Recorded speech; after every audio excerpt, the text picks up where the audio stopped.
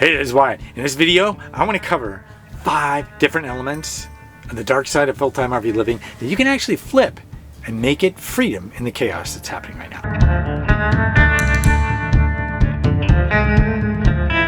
One of the first ones we come across is isolation. Isolation from family, from friends. Everything around you, you're in a different context. That's what happens when you move about, right? And that isolation can feel lonely. It can feel like something negative.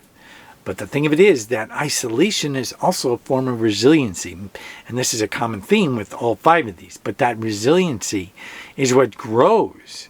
And that loneliness becomes a strength. You don't always have to be lonely. You can make connections on purpose. But by taking time to be alone and be comfortable in that aloneness, there's a strength that comes from that. So that's one cornerstone of strength that's going to give you freedom in different choices that you might have to make going forward, right? Now, to kind of ground the identity part, check out this clip from Myron Golden. When people have an identity, you've been told your whole life, you're not this enough, you're not that enough, you're not good enough, you're not strong enough, you're not all of that, your whole life. Well, guess what? We begin to resent it. And we know it's, like in our heart of hearts, we know it's not true. And so we attempt to prove it's not true by creating what I call a my-identity. That's another fake identity that you create while you're faking it to make it, till you make it, to prove to other people that you're more than they thought you weren't. But it's still not the real you. Because it's a reaction to people's misperceptions of you instead of a response to who God told you are. There are people in this room right now. We're still trying to prove something to our 3rd grade teacher. Get over it. Let that ship sail.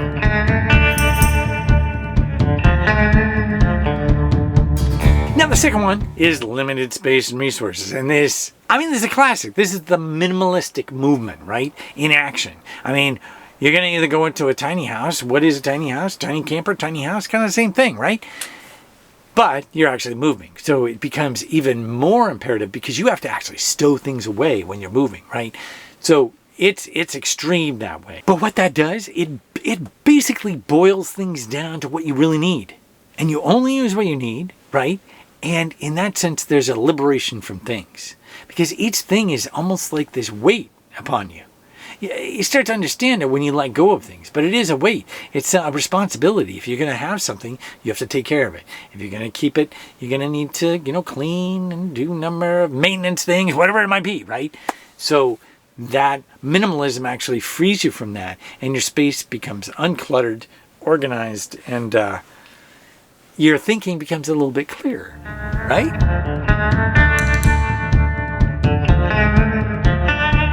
Okay, so this next one is unpredictable breakdowns and repairs. Now, this is a tough one because it's unpredictable. You can have some tools and resources and definitely gear yourself towards that. And then when it comes up, you just go through what you've practiced that you need to do, and you have the tools and research to do it, and it's one of those things you feel more empowered by actually having it come up and doing it. It's like having a fire extinguisher, and then you get a fire, and you use the fire extinguisher, and you're like, hey, that's pretty cool, it actually worked the way it was supposed to, and the fire didn't get worse, blah, blah, blah, right?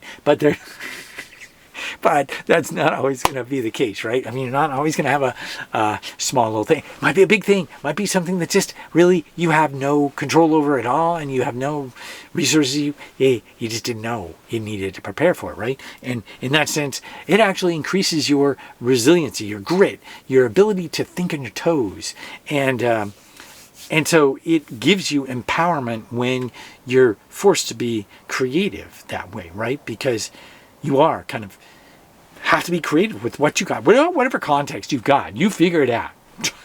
Trust me, you figure it out, right? Because you have to, right? But here's some perspective. One short clip from Myron Golden again that talks about where creativity comes from. God put an aspect of his creativity inside of all of us. And we're supposed to make it show up outside of us.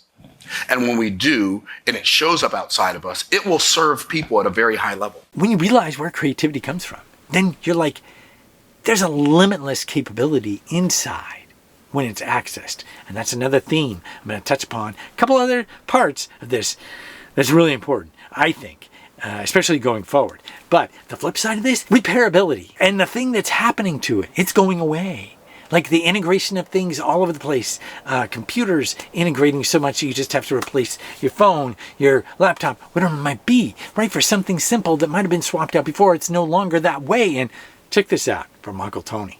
Vehicles are not designed to go past that second owner, to end up in the hands of, let's say, the less privileged or the struggling young, the poor, right? The people with, I have more ambition and skill than I have money, right?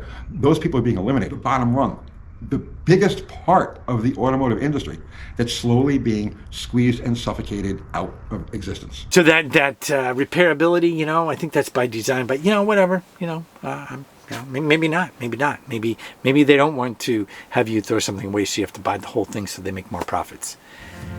Nah.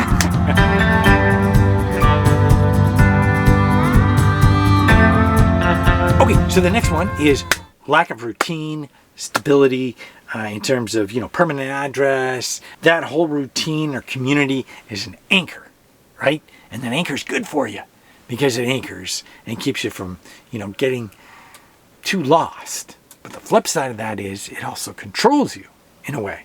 And so the flip side of it being a negative, when you're unanchored, untethered, is that you have the freedom to explore in ways that you wouldn't have before. Now, I'm kind of a firm believer in just a little bit of core routines that you kind of keep, because I think you can become, through the lifestyle, I think you can become actually too untethered. But the thing of it is, breaking pattern is one of the best things you can do, because it gets you to look at things differently. It also, and I'll touch upon in a future episode, gets life to respond to you differently when you break normal routines and patterns. And that's a whole idea. You're stepping outside of the whole thing.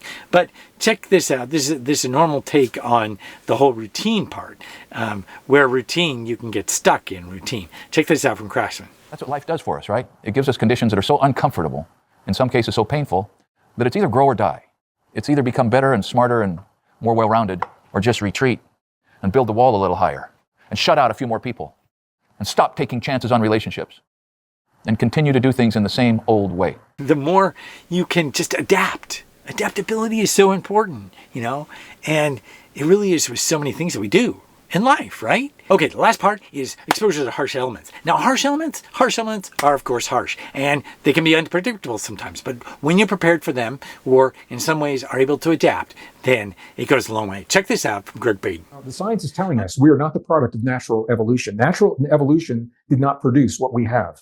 That implies there's an intentionality underlying our existence. That implies that there's an intentionality regarding us and our ability to use this technology to access our divinity. Everything I'm describing to you in the human body is a part of the process of accessing our love, our forgiveness, empathy, sympathy, compassion, creativity, innovation, imagination, all the things that I've said in the past couple of episodes.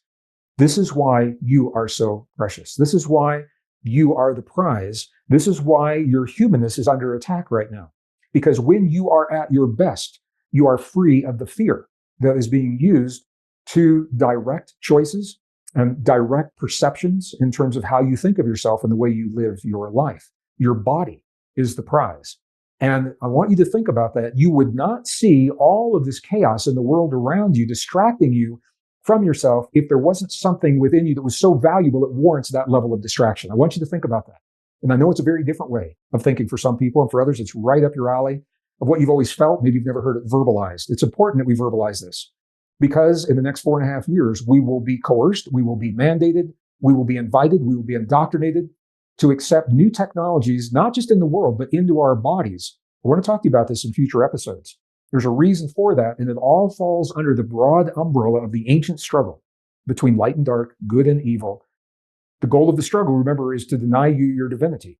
When you replace your natural biology with synthetics, it veils your access to your human divinity. AI, we want to serve us, not to enslave us. And the way we do that is to have it outside of our bodies, not inside of our bodies, and to have it augment our decisions, not make those decisions for us. Gregg Braden talks about our divinity, our connection to our divine spirit. And that's where our adaptability is limitless. So that limitless capability, that's something we want to develop over time. And all the things, all the dark sides of things are actually ways to increase that muscle of adaptability. flexibility and the connection to spirit, and to get you to grow in ways you wouldn't if you were not doing RV living. It's not the be-all, end-all. It's not the only way you could exercise those things, and you could certainly do it in your normal life, but it is one way, and it's a lot of fun in some respects. And so that's where you can change the dark side of RV living into something that builds strength, freedom, and resiliency. Thanks a lot for watching, and I'll see you next time.